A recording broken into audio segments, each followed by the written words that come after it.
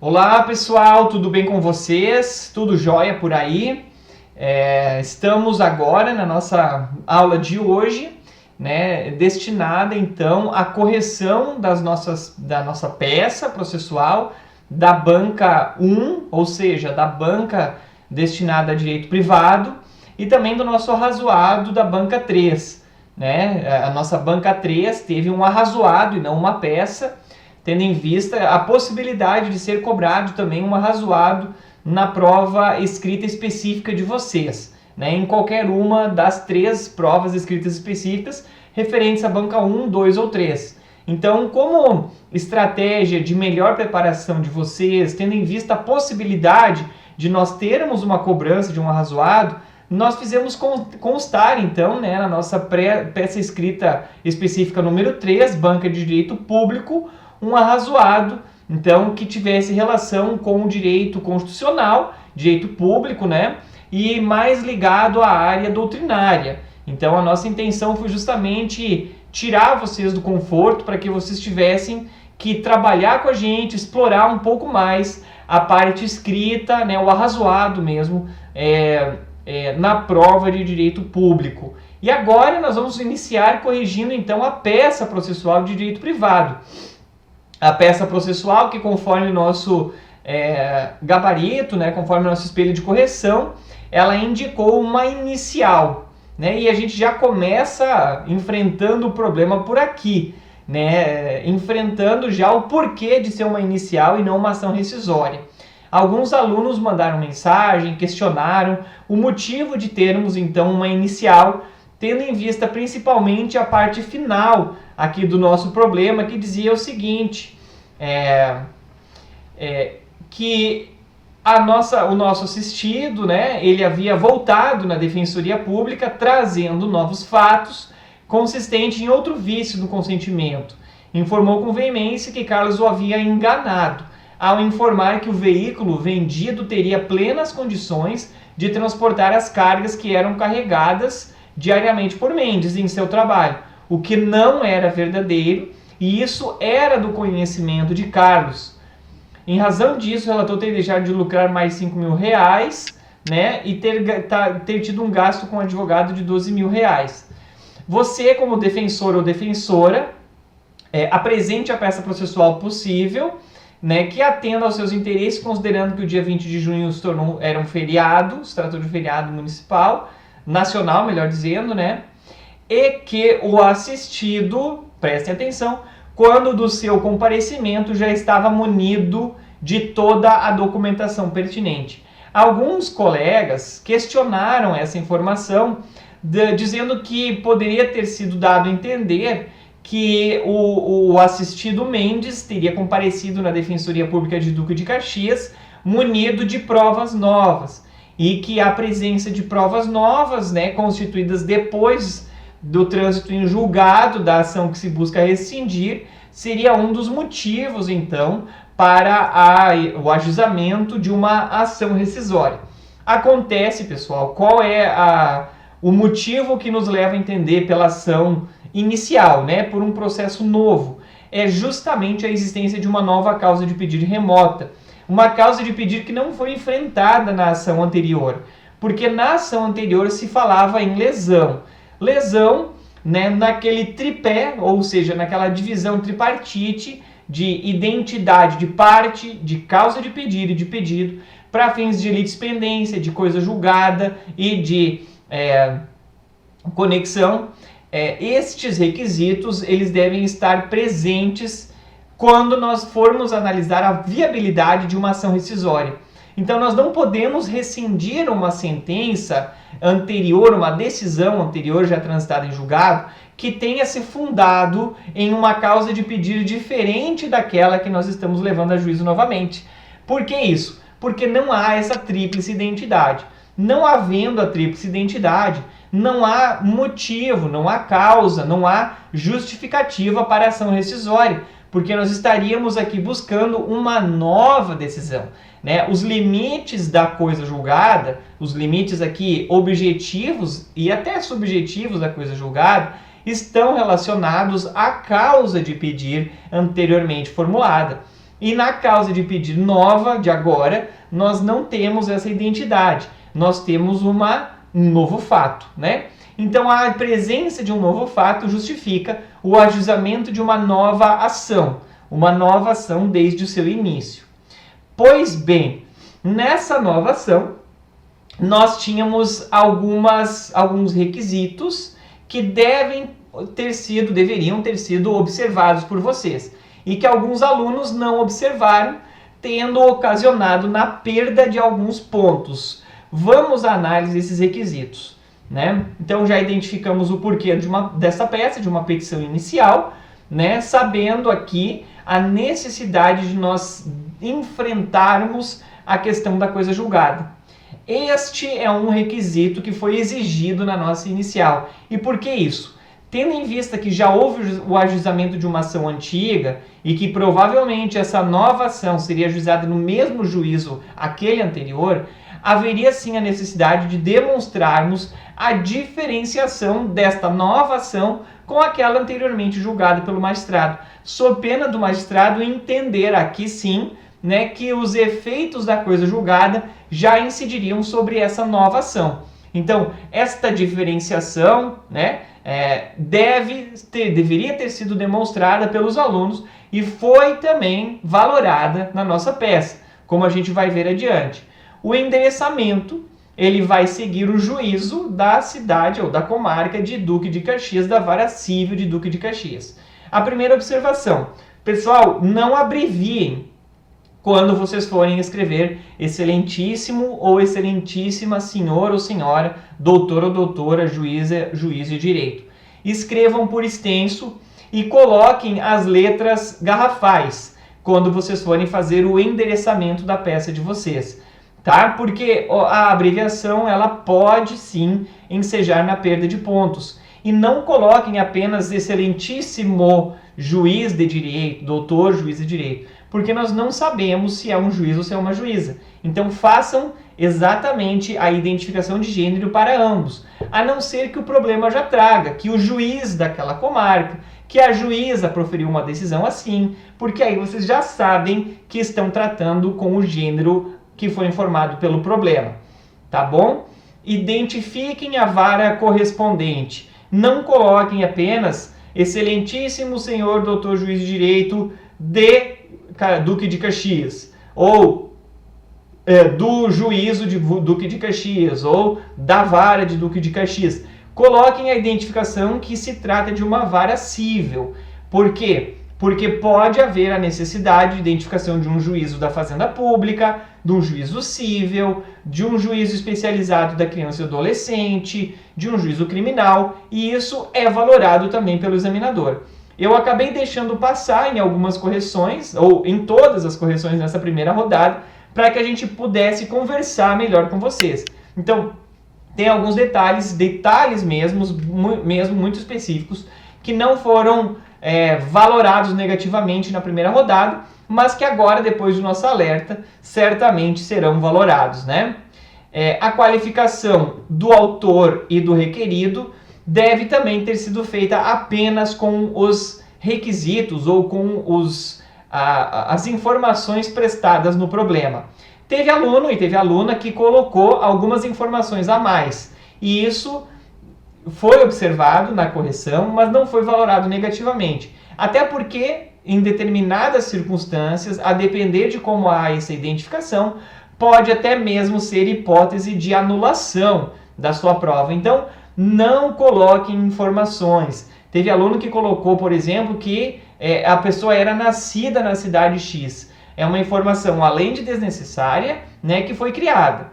Então, não há essa necessidade. Observem, quando vocês forem qualificar as partes, os requisitos do artigo 319 do CPC. Não deixem passar em branco. Ah, mas eu não estou colocando o e-mail. Ah, numa inicial eu não estou colocando o CEP. Eu não estou colocando a qualificação correta.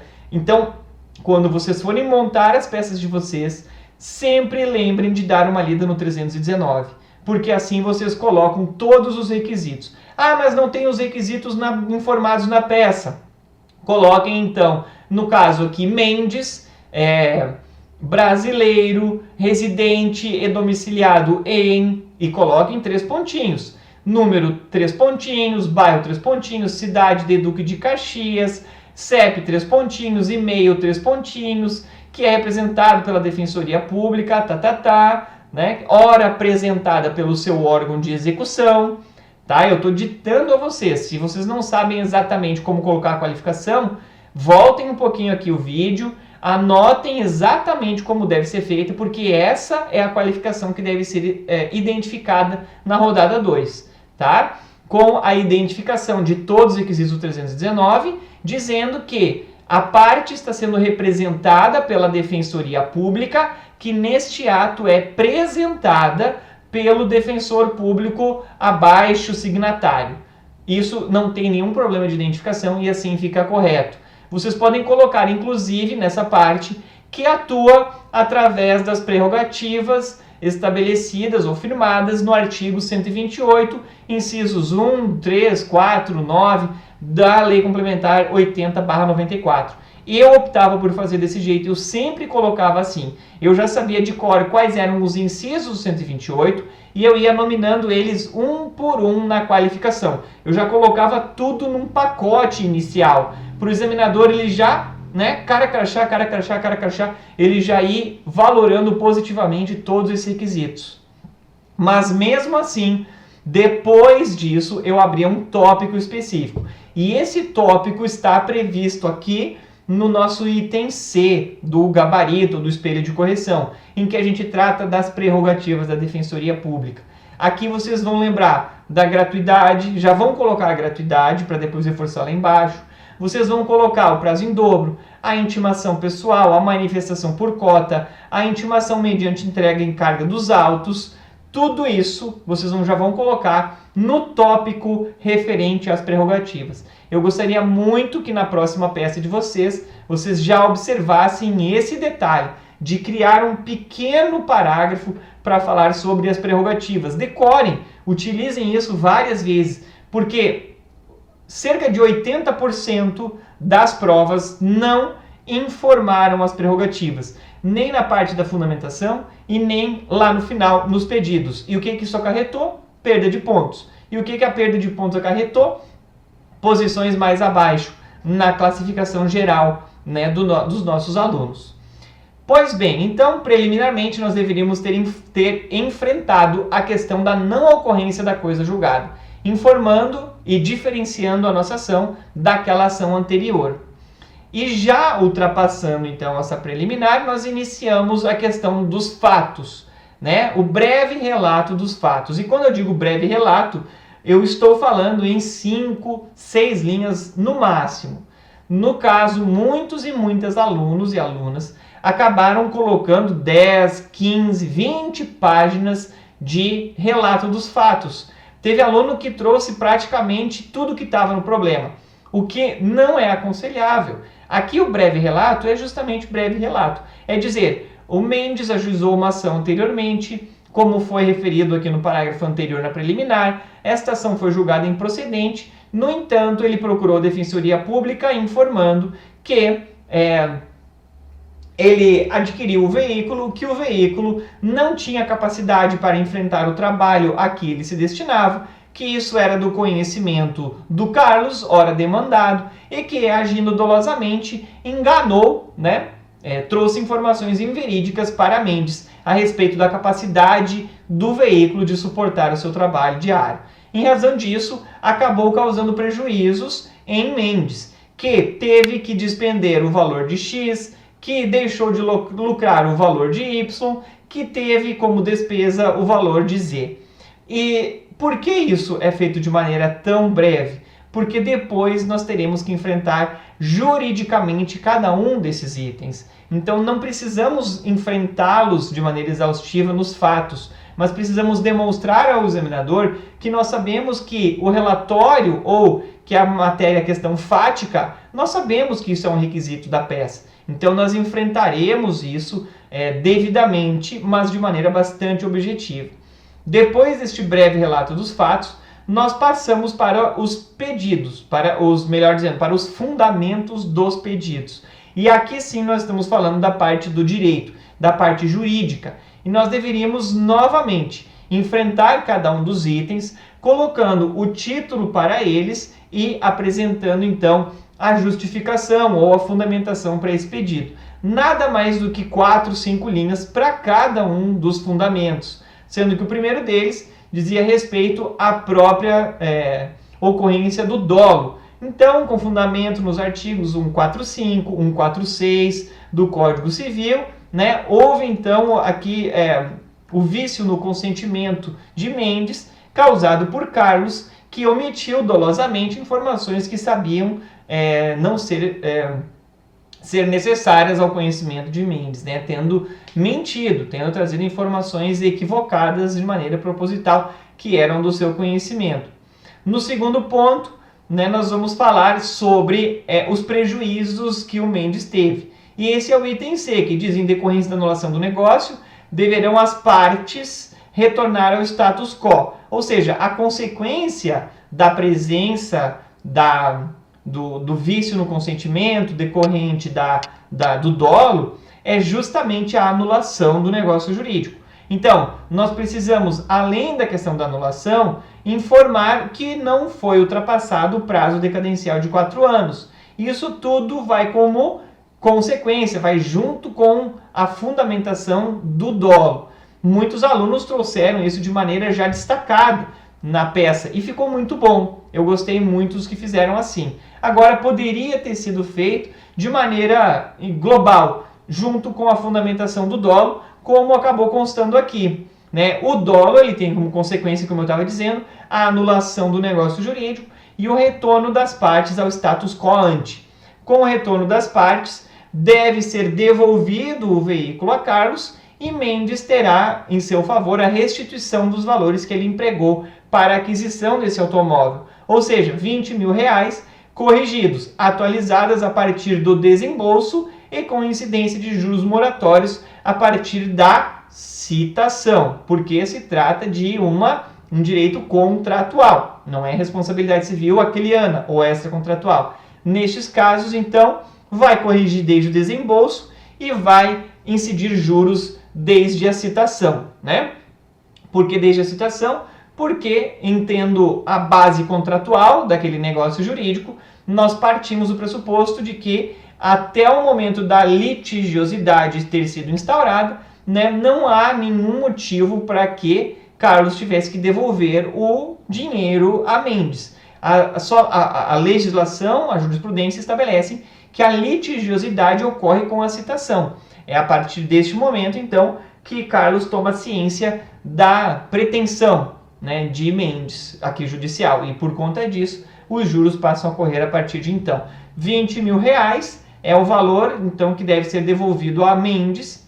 E no próximo item nós estamos falando em danos morais. Em danos materiais ainda. Agora ainda estamos em danos materiais. Consistentes em lucros cessantes, né? Porque o Mendes ficou inviabilizado de exercer as suas atividades laborais, né, por um determinado período de tempo. E isso, nos termos do artigo 402 do Código Civil, enseja a indenização em seu favor, no valor de R$5 mil. E aqui sim, no item E, estamos falando de R$10 mil a título de danos morais. Poucos alunos colocaram os danos morais. E por que eles estavam no gabarito? Justamente por todo o sacrifício, por todo o incômodo, por todo o abalo sofrido por Mendes neste período todo que ele ficou sem o carro, sem poder trabalhar. Certamente foram anos de tentativas infrutíferas, né, na anulação do negócio, na restituição das partes ao status quo ante. E todo esse transtorno, toda essa dor de cabeça, essa incomodação a que sofreu o Carlos foi então, no caso, né, deve ser aqui indenizada em seu favor a título de danos morais. Também foi uma maneira que eu coloquei para agora explicar, justificar com vocês a necessidade de nós sempre colocarmos a maior quantidade de pedidos e fundamentos jurídicos que nós podemos vislumbrar com a nossa peça. Por isso que é importante nós trazermos o relato, o esqueleto dessa peça em nossa folha de rascunhos, porque assim a gente pode identificar, olha, o examinador está pedindo dano material, ele está pedindo lucro cessante, ele está pedindo a restituição das partes ao status quo. Será que ele não vai estar esperando também algo a mais? Será que ele não vai estar esperando um dano moral? Será que não é interessante eu colocar, se eu tiver um espaço ainda na minha peça? Muitos alunos e muitas alunas deixaram praticamente uma página inteira em branco ao final da peça. E sabendo que nós teremos um tempo melhor, um tempo já que já estaremos preparados para enfrentar nossa prova discursiva, a prova escrita específica, eu entendo que é interessante vocês colocarem. Eu já preparei, eu vou dar uma palhinha aqui para vocês, porque eu já preparei a nossa rodada 2 para a Defensoria do Rio e ela está recheadíssima de pedidos. Vocês terão que enfrentar problemas muito extensos e formular diversos pedidos. Por que isso? Porque vocês precisam ainda organizar melhor o espaço e o tempo de vocês. E a gente só vai conseguir organizar isso treinando, fazendo peças, realizando as atividades como se nós estivéssemos lá no dia da prova. Então, isso vale para essa orientação aqui também. Coloquem todos os fundamentos jurídicos que vocês lembrarem. Façam a diferenciação, aqui nesse caso, a título preliminar. Justifiquem por que não se trata de coisa julgada. O que diferencia essa ação da outra. Porque assim eu não tenho a menor dúvida, vocês terão uma pontuação ainda maior. Nem que seja para deixar o examinador um pouco mais com brilho no olho, de ter visto que vocês organizaram a peça direitinho, colocaram os requisitos e que colocaram uma coerência nessa peça. Tá certo? Então, vamos lá. Eu coloquei uma informação aqui desnecessária, que alguns alunos acabaram caindo, né? Mas nem todos, e até poucos eu diria, que é a questão dos honorários advocatícios. Por que não há incidência? Primeiro porque honorários contratuais, na visão do STJ, não podem ser repassados ao demandado. O demandado, no caso de sucumbência, ele vai arcar com os honorários sucumbenciais, aqueles honorários fixados pelo juízo e estabelecidos conforme o valor da causa. Ou então utilizando um outro critério, um critério mais razoável pelo magistrado, né? Caso se encontrem presentes os requisitos ali do artigo 85. No caso, estes honorários que foram informados no problema se tratam de honorários contratuais e mais, contratados para outra ação. Nem mesmo era para essa nova ação de anulação de negócio jurídico com base no dolo, né? Esses honorários foram pagos lá naquele outro processo, não possui nenhuma relação e não há como se vincular ou se estabelecer um terceiro que não participou dessa relação contratual ao pagamento dos honorários, né? Então essa informação ela foi até mesmo assim usando de uma estratégia que a própria banca utilizou na prova escrita preliminar, na prova objetiva, ou seja, de trazer informações desnecessárias ou informações que não possuem relevância para o problema, eu acabei também trazendo para ver como é que vocês iriam lidar com essa informação. A grande maioria lidou de maneira super bem, né, sem maiores problemas, mas teve alguns alunos que acabaram não observando isso.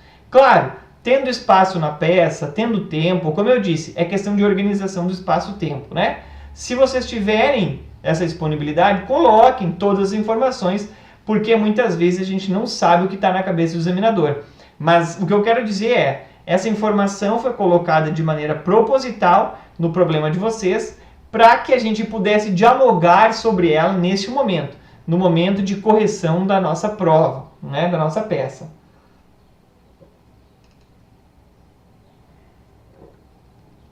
A gratuidade da justiça. Vocês percebam, no primeiro momento, que nós não temos aqui um pedido liminar. Mas caso nós tivéssemos um pedido liminar, a minha solicitação é que vocês abram um tópico para falar sobre a antecipação de tutela, sobre a concessão da tutela de urgência, sobre a concessão da tutela de evidência, enfim, que vocês abram um tópico para falar sobre o preenchimento destes requisitos na peça de vocês, para que depois vocês possam formular este pedido logo ali adiante.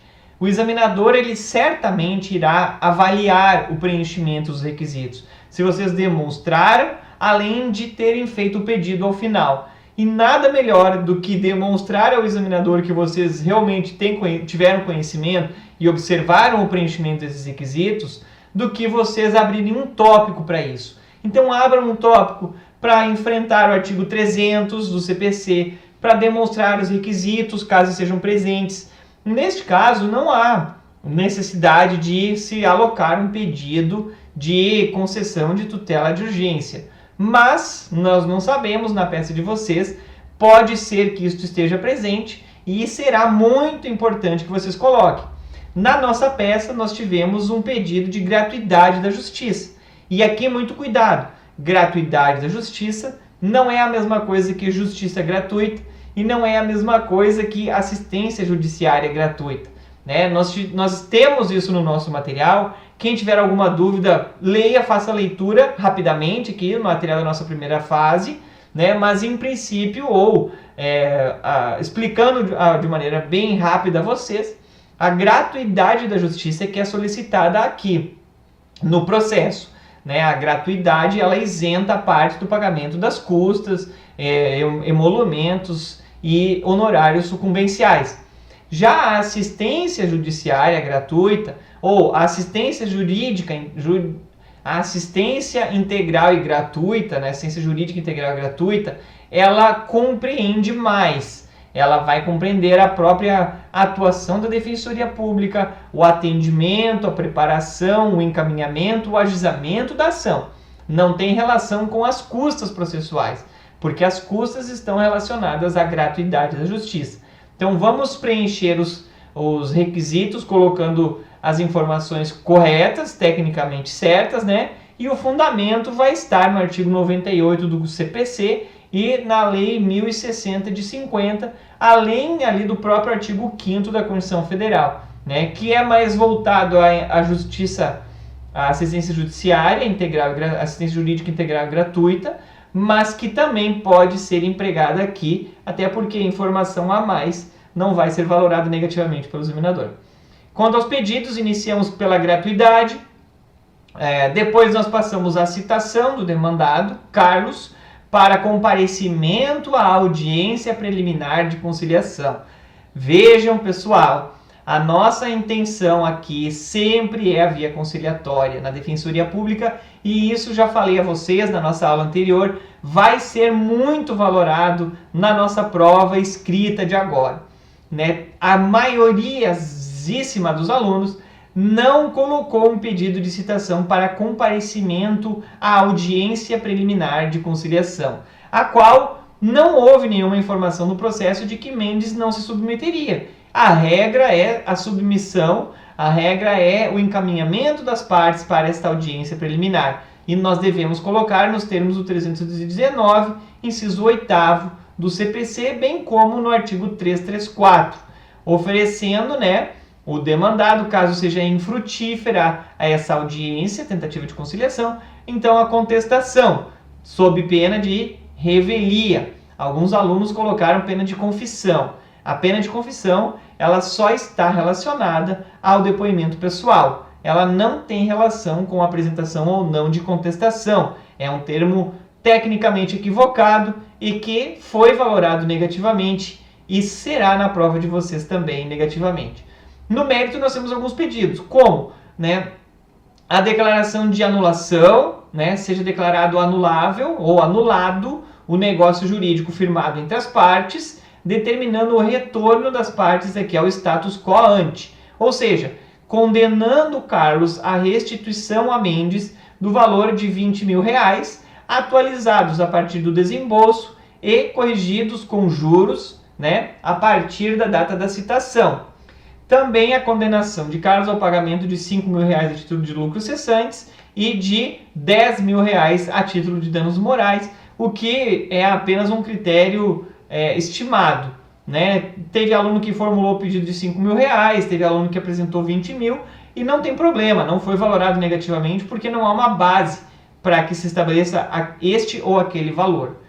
Depois da condenação de Carlos ao pagamento das verbas decorrentes da sucumbência, que deverão ser recolhidos ao fundo, ao Centro de Estudos Jurídicos da Defensoria Pública do Rio de Janeiro. Nós temos a resolução 943/2018 e com fundamento no artigo 4º, parágrafo 1º. A grandíssima maioria dos alunos não colocou essa identificação e, por certo, perdeu alguns pontos em razão disso, né? Também não houve, a grande maioria não colocou um pedido de respeito às garantias, às prerrogativas da Defensoria Pública. E aqui eu estou falando prazo em dobro, intimação pessoal, manifestação por cota, intimação mediante carga dos autos. Tudo isso está na lei e deveria ter sido colocado, né? Quem não colocou perdeu alguns pontinhos.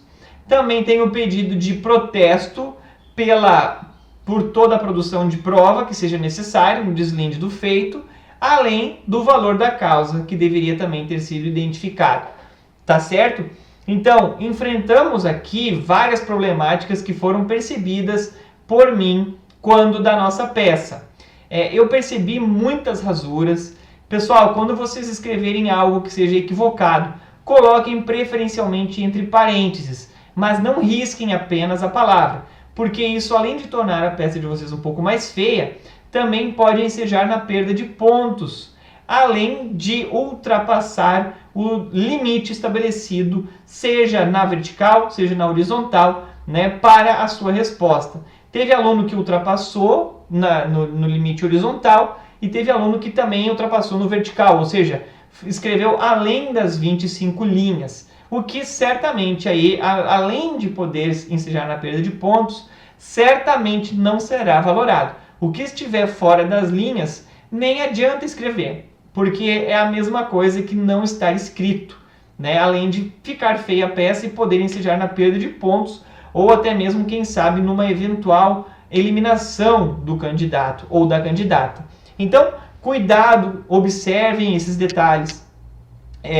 Eu vou aproveitar e falar aqui rapidamente com vocês. Alguns alunos me perguntaram quais os vademecums devem ser levados, quais os requisitos desses vademecum, e eu disse a todos, né, façam a observância, né, observem se o vademecum de vocês, se ele tem alguma anotação.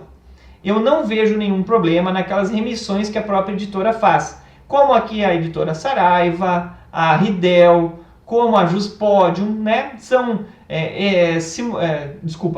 vademecums muito bons que eu indico, que eu usei também, né? O que eu usava era o da Saraiva, e nós sabemos aqui que parece que o da Saraiva, o da Ridel, o da Juspodium estão mais atualizados. Não, o da Ridel não, eu quis dizer o da Saraiva, o da Juspodium e... deixa eu ver se eu anotei aqui.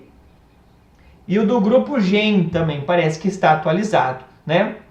Agora, para direitos humanos, o pessoal está usando muito o do Espessotto, né, de direitos humanos, e o do Franklin Roger. Então, as minhas orientações façam toda a prova de vocês com o vademecum à mão, já do que vocês irão usar lá no dia. Então, quando vocês forem fazer a rodada 2, utilizem exatamente os vademecums que vocês estiverem preparados para usar no dia da prova. Se por acaso o vademecum de vocês tiver alguma anotação, qualquer anotação que seja, eu acho arriscado levar no dia da prova. Vocês correm o risco de ou ter que arrancar a página, ou grampear a página, ou então não poder utilizar aquele vademecum. E isso é muito preocupante para uma segunda etapa. Então não corram este risco. Se vocês estão acostumados, por exemplo, a utilizar o vademecum da Saraiva, né, e ele está todo riscado, anotado, adquiram um novo ou peguem um emprestado com alguém que tenha um que não esteja anotado, porque se estiver, corremos um sério risco.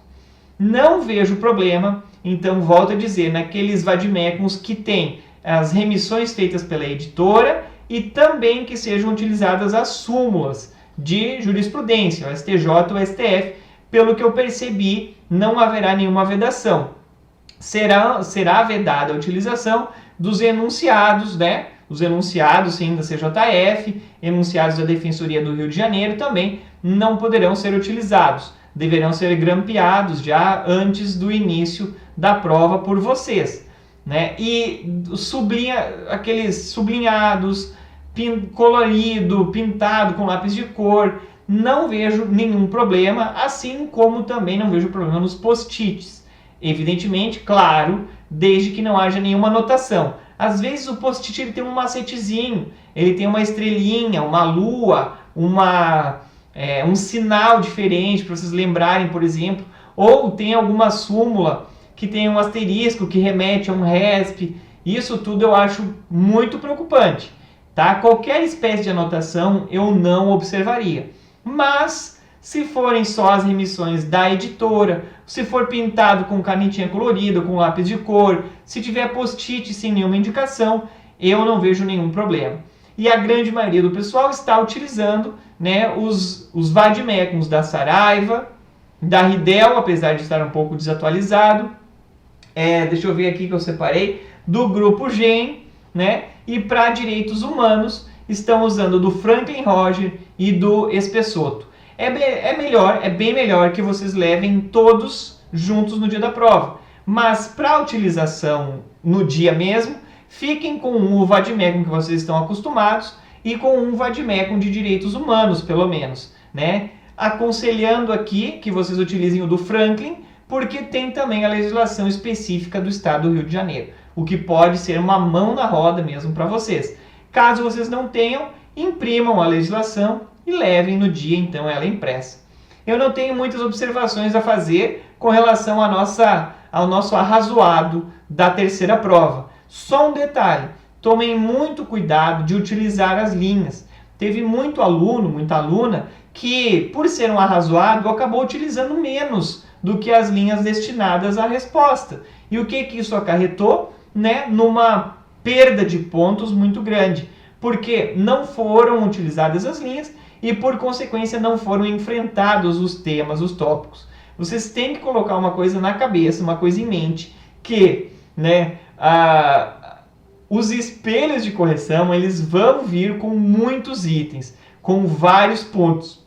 Então, a chance de vocês acertarem estes itens, falando muito pouca coisa, ou no arrazoado ou na peça, vai ser muito difícil, a não ser que vocês tenham uma capacidade de compreensão e de objetividade tão grandes a ponto de em poucas linhas já enfrentar tudo que está no espelho, que é assim extremamente raro de a gente ver acontecer, né? E não sendo esse o caso de vocês, caso vocês entendam que não é esse o caso de vocês, né? Eu aconselho, utilizem as linhas, façam um esqueleto, assistam essa videoaula que eu estou falando sobre peças de direito privado, mais de uma vez, para vocês conseguirem identificar como faz um endereçamento, se tiver um número do processo, ou se o problema se referir a um processo em si, coloquem autos do processo, número XXXX, iniciem a qualificação da parte. Se for o caso, qualifiquem o autor, qualifiquem o réu, tudo de acordo com o 319, colocando que a parte que vocês estão assistindo está assistida pela Defensoria Pública, que é apresentada pelo órgão de execução ou pelo defensor público que subscreve essa inicial ou essa peça, que atua como fundamento no 128, artigo XXX. Quer colocar o fundamento na Constituição Estadual do Rio de Janeiro? Coloquem, eu acho que é super válido aquela previsão que tem, né, a Defensoria Pública do Rio de Janeiro tem como atuação preponderante a defesa dos direitos. Coloquem esses dispositivos legais, e da Constituição Federal também do Código de Processo Civil, vocês podem colocar toda a legislação que vai justificar a atuação de vocês. Então pega, Lei Complementar 80 de 94, Constituição do Estado do Rio de Janeiro, a Constituição Federal, o Código de Processo Civil, a Lei 1060 de 50, tudo isso fundamenta a nossa atuação enquanto defensores e defensoras. A gente não pode deixar essa grande oportunidade de pontuar já um monte de coisa no início da nossa peça. e já causando no examinador uma excelente primeira imagem, né? Uma excelente surpresa positiva. Tá bem, pessoal? 40 minutos, esse é o tempo máximo que a gente pode utilizar, porque nós temos a rodada 2 ainda para a gente poder enfrentar, e em seguida eu já termino de gravar a aula sobre a prova 2, que vai tratar de direito penal. Um grande abraço, estou à disposição, vamos conversando.